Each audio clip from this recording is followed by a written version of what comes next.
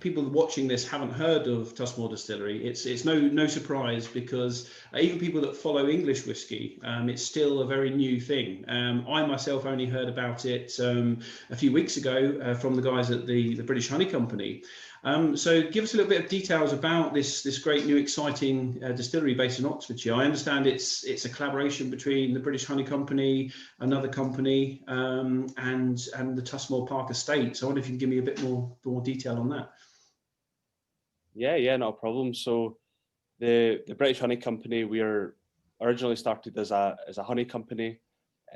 Our main ethos was about the blockchain side of things, where we took a single hive, and you could trace your jar of honey back to that same hive, and that's really kind of one of the fundamental principles of the British Honey Company. Unfortunately, honey by itself isn't the big money making business it might have been in previous years. So what the British Honey Company decided to do was to branch into spirits, and specifically gin. So we've got a range of gins, and that forms part of our keepers range. From that kind of fundamental range of honey alcohol products, we've then started to branch into other products, including vodka, and we've now got a new range of vodka and gin called 1606, which is our kind of supermarket. You can find that on a shop shelf. That's quite difficult for me to say. And we've also branched into other things like hard seltzers and things as well. So we're really at the forefront of all the developing products in the market at the moment. So the actual Tusmore Distillery concept it's a joint venture between ourselves and the Tusmore Estate, which is a 3,000 acre estate just outside of Bicester in Oxfordshire. So at the moment, we're still very much at the kind of planning and development phase, but we do have some spirit laid down already, and we're really starting to develop our ideas and our concepts with regards to what we're going to make. And as you say, we're going to make a single malt, single estate whiskey. So, kind of developing a lot of those ideas about, grain to glass and, farm to bottle and things as well. So is that something that's, because I did read in some of like the press releases and things that I'd seen, I think back in July, August, I think, I saw some press releases announcing this new distillery. And one of the things I picked up on was that it's going to be a single estate whiskey. So is that, and you just touched on that there, is that something that you're going to be in control of everything? So on the estate, will the barley be grown and bottling done on site? So it's going to be something that everything is done in-house? Yeah, absolutely. So the Tusmore Estate, as I said, it's a huge, a beautiful country estate.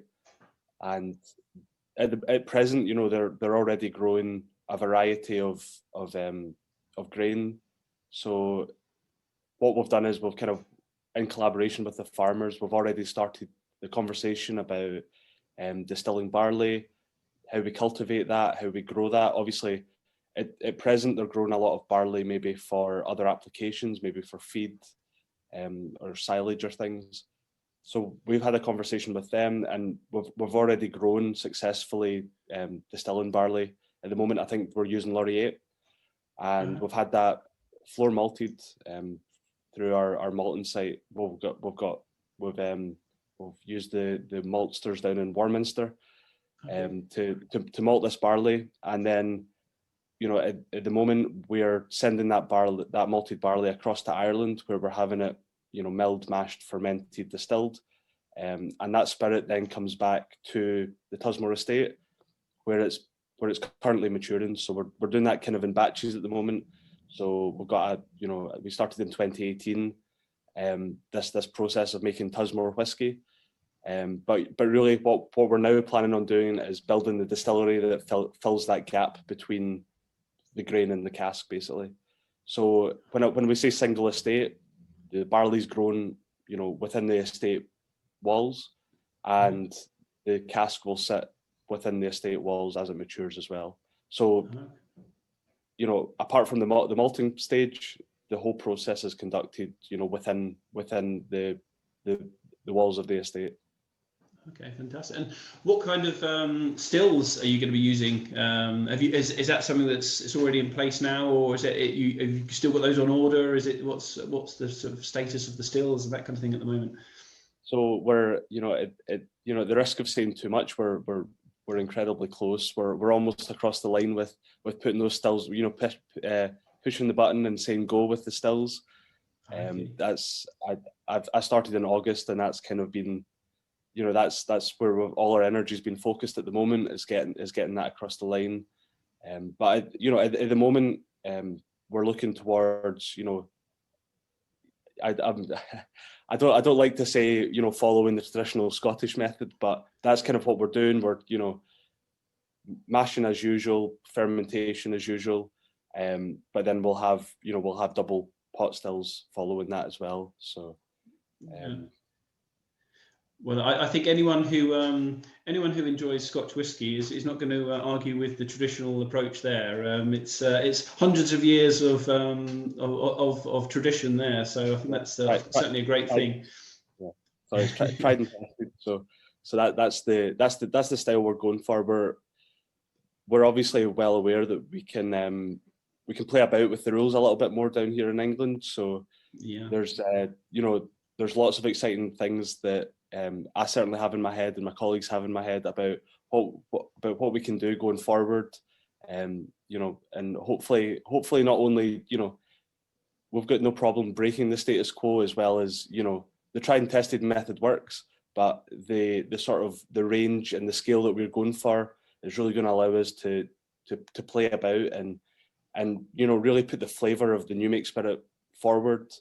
And the flavors that will develop during maturation, we can really put them at the forefront of our goals, rather than having the stay within the rules as our first goal. So yeah. And I understand that you're head distiller for the whiskey side of things, so that's going to be, you're in control of that area, and you work alongside, I know, with the gin side of things and the other spirits that the British Honey Company. I guess you guys are going to work sort of close together. But what's your background? Of course, we can tell from your accent that you're a Scotsman yourself. So very interesting to have a Scottish guy down in England making spirit, which is great. So what's your background as a distiller? Yeah, absolutely. So I'm just fresh out of university. Actually, I've just completed my PhD, where I was working alongside the Glenmorangie company, and I was developing a fermentation model to describe new make spirit, basically. So I've got quite an extensive background in new make spirit, and it's kind of where a lot of my passion comes into it. I hear a lot of people that are really passionate about the types of wood, and my argument is always that if you don't put the right new make spirit into cask, then you won't have the right, product 5, 10, 15 years down the line. So, a lot of my research was looking into innovative methods to fermentation, how we can really push the boundaries of new make spirit.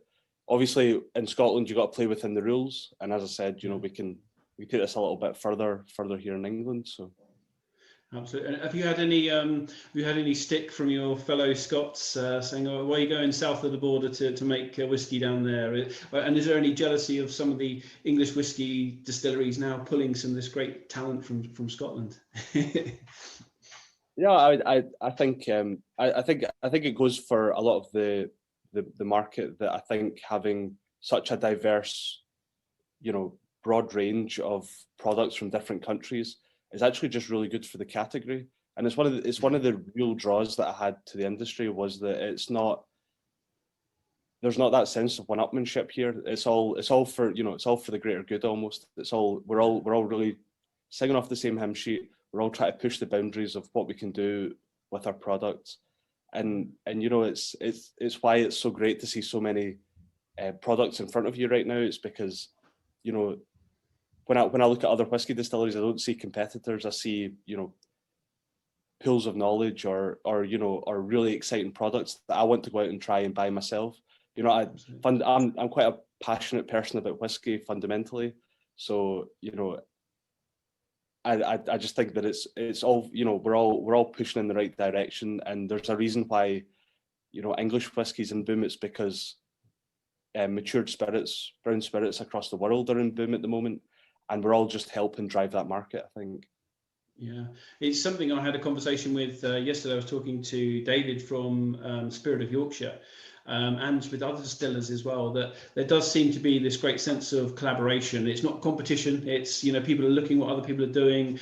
People are going to other distilleries. Some of the English whiskey distilleries that have been established for a little bit longer, or got some slightly more experienced distillers. Other people are going to see them and how they're working, and then going over to other distilleries and offering their advice there. So I think it's great. It's and I think that whiskey in general, I've found, seems to be, as an interest, as a hobby, as a collector, or if you're working in it, from people that I know that are in the industry, it does seem to be, it's a job, but it's also a very enjoyable job. And I kind of like that. There's some great people that work in the industry, and hope that. And I found that when I was in Scotland, a lot of distilleries, and particularly Islay, before we started recording, we were having a quick chat about Islay. And I found that sense of kind of community on Islay was fantastic. All the, a bit of equipment goes down on one distillery, and they kind of haul it over in a truck to the other distillery to help them out. And and I hope that's going to continue with English whiskey as well. So yeah, oh, sorry, after me, you can say something. I can't see that changing south of the border. I think the English whiskey distilleries they're really doing a good job of bringing it all together. There's a lot we were talking about, the English Whiskey Society, and there's discussions about an English Whiskey Association, and I think that's a really important thing to do in order to establish coherence within the brand, and I think that's only going to help the category moving forward. Absolutely. And other conversations I've had around similar subject is, it's causing a little bit of debate amongst English whiskey distilleries as to how do we go? Is it going to be a Scottish way, or do we allow a lot more freedoms within English whiskey? But that's the argument against too much freedom, of course, is the dilution of quality. And the one thing that we don't want is all of these beautiful whiskies that we've got here. And of course, yours will be amongst these one day. And we don't want, people starting up that are not going to keep the quality, and too much experimentation that, in whiskey shops and whiskey bars around the world, people start to turn their noses up, and it just takes a few to get a bit of a bad reputation. So I hope I guess that's over the next 5-10 years, we're somehow going to find a way, we'll see what happens. But as you say, I'm definitely along that line of respecting the traditions, that the proven, tried and tested traditions, and looking towards Ireland and Scotland and America, for those traditions, but doing something uniquely English, and as long as the quality is staying good, pushing certain wood types, and a little bit of experimentation, I think is a great thing. And on to the whiskey. So what are you hoping, as the head distiller of the whiskey side of the business? What is your hope? What is going to be your distillery style, your house style, and what are you going to go for? Yeah, so I mean, we touched on this a little bit in our conversation before, but we brought up Jim Swan, who was obviously instrumental to so much of what we see, in terms of modern day distilleries and modern day distilling. He really, his DNA is across so much of the distilleries that are up and running now, and they're now beginning to come into having 3-year-old product. And there was a reason why it's so successful, is because the fruity style of new make spirit, I really think, carries itself through really nicely into the end product, and it complements what we get from the casks. So it's that balance of, it's very easy to say because almost everybody's saying it at the moment, but I would like a really fruit forward, ester heavy new make spirit, simply because when you pass that into the cask, it survives that maturation period, and you have a well complemented and well balanced spirit. But at the same time, I was speaking of earlier when I was saying that, well, we shouldn't be afraid to change it up a little bit. And I think things like yeast type, your different yeast strains.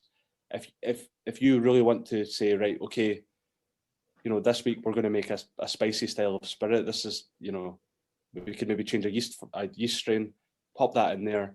We get our new make spirit, and that goes into cask, and then we have we might have a week's worth of spicy new make. And I don't think there's any problem with that. Some of the best distilleries out there we'll do campaigns of unpeated and peated spirit, and there's obviously a lot of marketing concerns and things, and I'm not speaking from a marketing point of view, but I think having that product diversity is really important, because when it comes to then blending your single malt whiskey further down the line, to have those flavour components in there really builds your depth of character as well. So, there's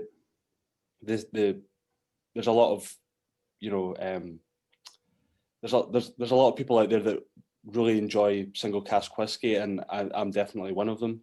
But I think when you bring different aspects of spirits together and blend them, and you make a well-rounded blended product, I think there's a lot of power to that as well. So the fruitier stuff works for your single cask releases, but then you really need a depth of flavour for a lot of your other products as well. So I'm not really basically, to answer your question, I'm not sure if I really want to commit to one, because I like all the styles of whiskey. So I think we'll definitely go down the route of clear wort, really quick clean fermentation. Because we've not got our stills on order yet, I can't really comment on what our stills are going to look like, but it will be double distilled. And then when we're running clean fermentations, we'll go for that higher end cut point, really short 4 shots cut, quite a short spirit cut, just to maximize that kind of ester content in our new make spirit. And then sorry. No, continue. Sorry, I didn't mean to cut you off there. Sorry. and then we can from a base point, I always think that ex-bourbon casks, is that's the cleanest palette almost that you can paint your whiskey onto. So we won't shy away from using sherry, port, red wine, etc. But really, I think ex-bourbon really shows off what your spirit's doing. So I think for the most part that'll be where we go. But as I said, we're not shy of creating new projects.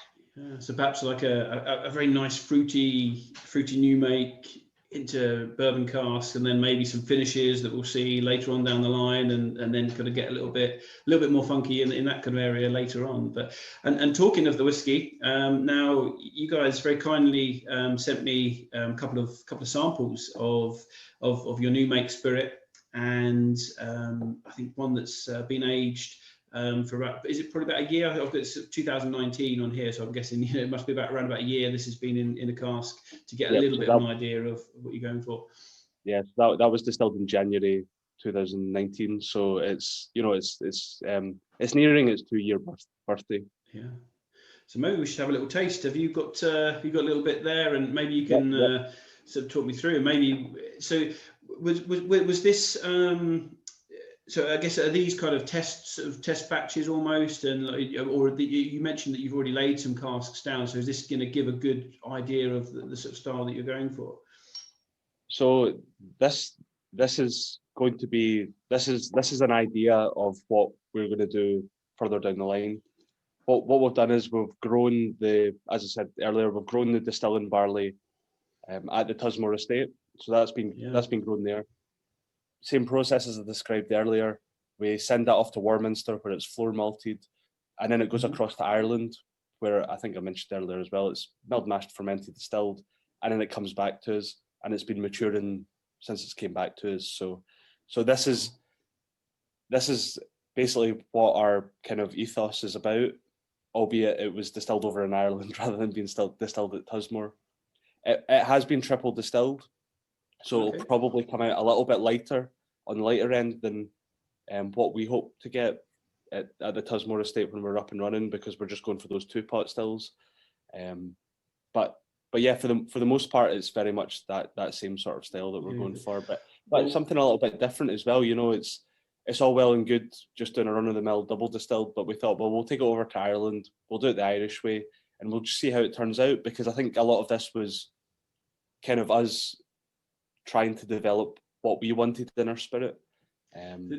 That's quite interesting. That's almost like so you've got a Scotsman with some the Irish element that's come in there and making whiskey in England, and so it's this is a great. It's like the start of a joke, isn't it? Yeah, it's not the first time I've heard that actually. Yeah. Funnily enough, But yeah, it's great. It it's shows the collaboration that's going on now, and of course, you guys now, you'll obviously be distilling, on the Tusmore Park Estate, but this is a good glimpse into the kind of spirit that you're going to be making. One thing I noticed straight away of the nose on this new make spirit, if you're going for a fruity style, this is one of the fruitiest new makes. So this is beautiful. It's basically strawberry jam on toast. It's gorgeous. Lots of red fruits there. I mean, that is super fruity. That's really, really fruity. I haven't tried it. It really jumps out the glass at you. But the thing I like, the thing I really like about it is that there's that depth of character. You're hit with the fruity notes right up at the front, but then the barley is really evident as well. That biscuity, malty flavour really comes through at the end. Yeah. More so on the palate, but it's incredibly sweet as well, which I just it's really, really good spirit, I think. And for triple distilled as well, it's not too light. I find quite often that Irish whiskies, I'm almost asking, can I have a little bit more maltiness or something else coming through, but for this I think it's it's a really, really good product just by itself. I haven't got past the nose yet. It's just it's so enticing. It's just so that, I mean, yeah, this is fruity as they come. This is beautiful. I mean, I better try some actually.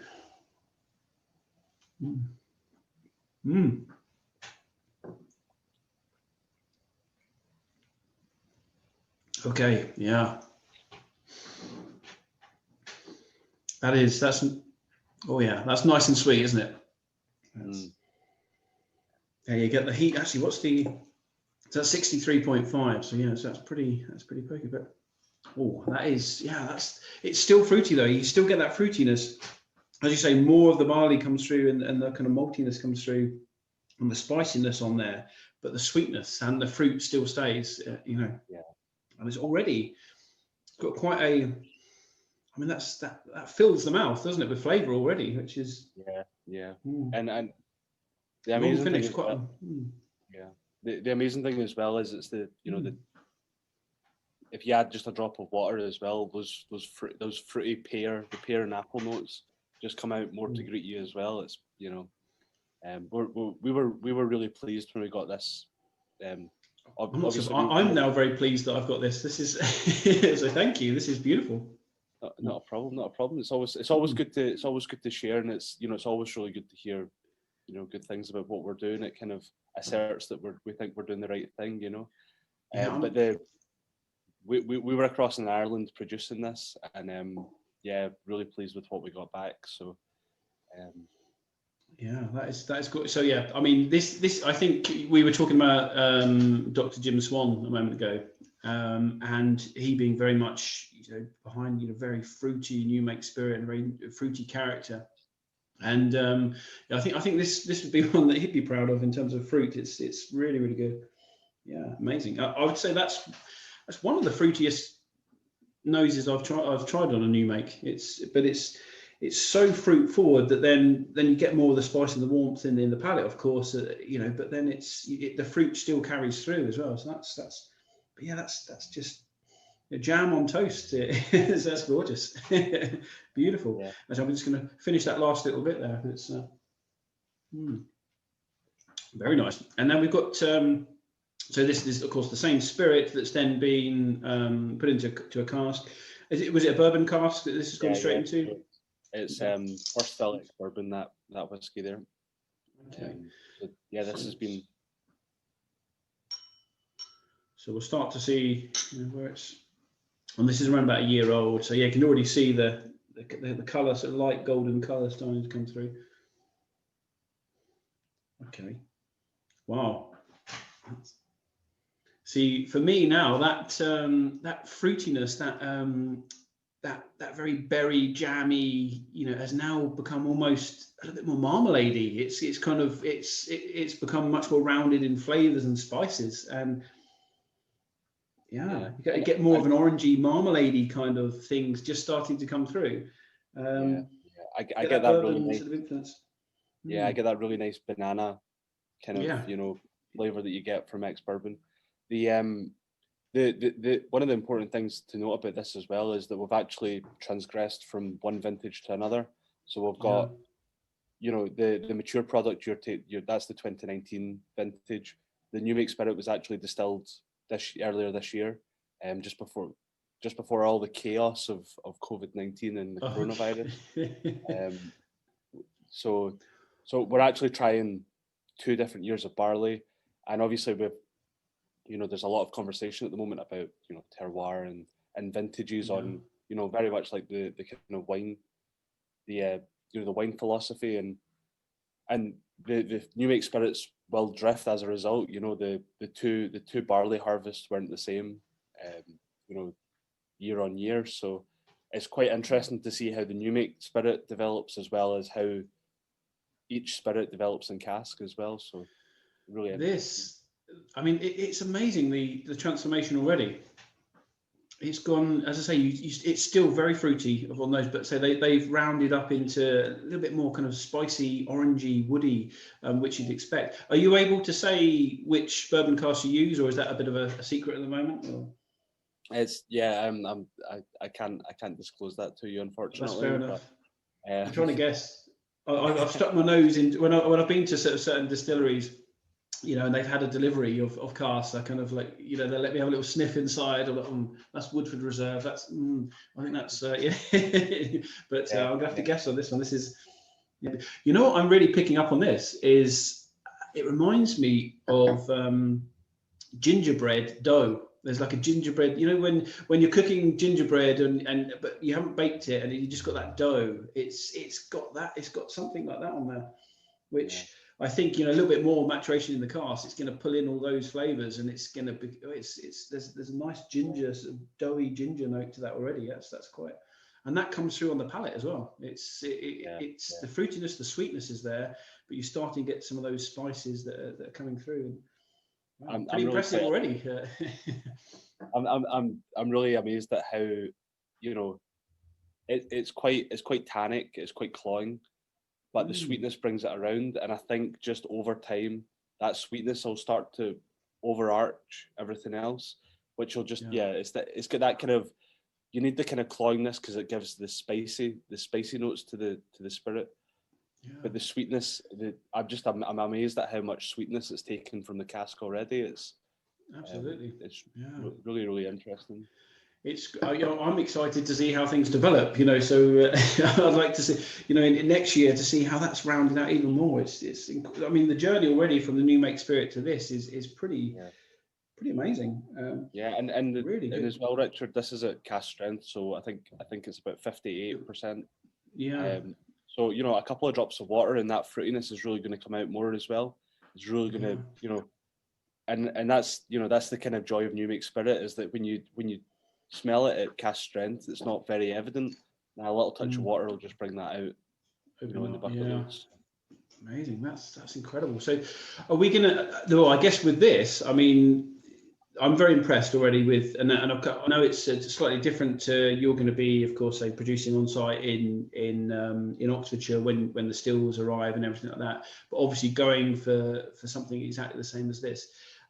So, with that in mind, have you been out to Ireland and sort of like copying the stills that this was this was made, and it's to get that same. I know a lot of distilleries do that. If they're changing their stills, and like I know the Ardbeg and places like that, where I was talking to them, every single dent and thing has been computer modeled to make sure that the new stills are exactly the same as the old ones. To get that. So this is we're not we're not really going down that path, to be honest. I think this is more of an example of what we hope to produce.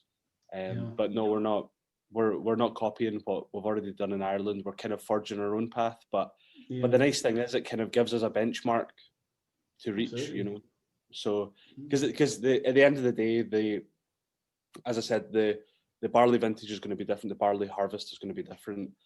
our fermentation conditions in Oxfordshire are going to be quite different to Kilkenny. So, there's no way of, we could try as hard as we want to recreate what we have in the glass at the moment, but really, we've got a lot of leeway and we can play about with what we've got. Our casks that are maturing at the moment, most of them have already been purchased. So we're not going to be making necessarily a single malt that contains a lot of this product. This is going to be more for a private range. So they will be quite separate and quite differentiated. But going forward, we'll obviously be looking towards making our own product and making our own blend or single malt. So, I'm very impressed by those already. So I think there's a clear, and I think we're going to be hearing a lot from you in the future as a distiller as well. So, which is fantastic. How long is it until I know it's all pretty, with all the things that are going on with COVID and all that kind of thing, it's pretty delaying a lot of things. But when do you think you're going to be doing your first runs, your first spirit runs? And we're hopeful by mid to late next year we'll have our distillery up and running. So we're already forging ahead with a lot of the building works and things. So it may appear on the surface that we're very quiet, but we're going like a bat out of hell here to get things across the line. So I bet you are. I think that's the thing that a lot of people don't realise or just don't think about is, a new distillery pops up and suddenly there's a release, and a lot of people that have followed that journey for a long time have known about it, been anticipating the releases, and other people will see, there's this whiskey from this distillery and think it's all brand new, but of course behind the scenes there's been years and years of planning, of building, of then making sure the spirit is correct and all the right team are in place, the casks are right, everything's up to scratch before things go into the cask, and then of course it's 3 years before that becomes whiskey. So are you going to release any, I know it's pretty early days to say this, but do you plan to I know some of the distilleries like White Peak, for example, they've done a few like tasting packs of kind of what you've sent me here, like a maturing malt sample, so people can start getting excited about the journey of the distillery and see how things progress. Are you going to hope to do that kind of thing when things are up and running? I'm not really sure, to be honest with you. I don't know if we will, purely because a lot of our things are going to be driven by cask sales. So, obviously, if you come on board with us and you invest in a cask, then you'll be able to sample that cask and follow its own journey, and that's going to probably be. That's how we hope to share our whiskey with the world. However, it's definitely a possibility that we pre-release our whiskey before it's whiskey. So they kind of, I guess the ball's in our court, and we can really do what we want almost. It's I guess that's part of the exciting questions we have to ask of ourselves over the next 3, 4, 5 years. So. Absolutely, and well, from what I've tasted there, I mean, and as soon as those casks start to come up, I think I might be giving you a call or an email. So it's very, very impressive stuff so far. So I thank you so much for coming and speaking to me tonight. It's I guess I don't know if you've done I know it's only an early press release that came out a few months ago, so it's real early days. Although the British Honey Company, of course, is a long-established company with a history in spirits and things. So. But as a distillery and yourself as a distiller, head distiller for the whiskey side of things, it's all still brand new and early days. So I thank you so much for coming on and chatting to me about it. And I'm hopeful that we can stay in touch and I can chart the progression of the distillery. So every few months, check back in and see how things are going, and right the way through to your first official launches. So I hope that we can do that together. Yeah, absolutely. It's been great chatting, and it's it's great. It's good to share with other people what we're doing, because I know for one I'm really excited. So it's nice to have other people excited as well. Yeah, well, what a great, as you say, you've just finished your PhD and that sort of thing. So to go straight into a very exciting distillery project, and I've heard, and that's the great thing. It seems there's a lot of talent that's being attracted. So I know, was it? Did you go to Heriot Watts? Is that where you studied? Yeah. So I know there's who's I chatting to? I think it's for Max from White Peak, and was talking about his kind of links with the university, and so it's amazing. There's some great young distillers that are coming through now that, in 10 years, 20 years time, we're going to be looking back on this period, and I'm one of the first people to talk to you. So I look forward to charting your career as well. No, it's the brewing and distilling department at Heriot Watts. It's been great. I did an internship I studied chemistry originally, and I did an internship with Chivas Brothers, and that was my real insight into the industry and things. And the ICBD at Heriot Watt is just put on this pedestal, and it's the kind of the gold standard for education. And I think it's the reason why we can support such a prosperous industry, is because we've got so many well-trained people working in and about us. So it's brilliant, and it's amazing. I've been sending emails to people, and I hear back from people that I know through Heriot Watt and things like that. So it's fantastic. Fantastic. Well, I know you've probably got it. It's a Friday evening that we're recording this, so I'm sure you've got some friends or family that you need to get off to and have your weekend. Although weekends aren't quite the same at the moment, but thank you very much for staying behind a little bit this evening and chatting to me. And I look forward to chatting to you again in the near future. Yeah, not at all. I mean, we got off to the right start to the weekend, so. Absolutely, yeah. So thank you very much for those. I'm going to once we stop recording, I'm going to go off and finish up those. So they're beautiful. So great signs, and thank you very much for coming on.